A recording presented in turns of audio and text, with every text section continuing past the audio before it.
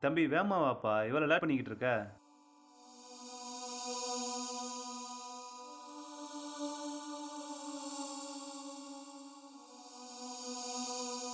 தம்பி, உன் பேர் என்ன? கலையரசன் சார். ஓகே, நல்லா நடிப்பீங்களா? நடிப்பேன் சார். ஓகேப்பா. இப்போ டாஸ்க் என்னன்னா, சிரிப்புல இருந்து அழுகுற வரைக்கும் உள்ள எல்லா மூலையும் நடிக்கணும். ஓகேவா? அதாவது கோமாளியா, ரவுடியா, ரொமான்டிக்கா, எமோஷனலா, கோவமா, சாந்தமா, இது எல்லா மூலையும் நடிக்கணும். என்ன, ரெடியா?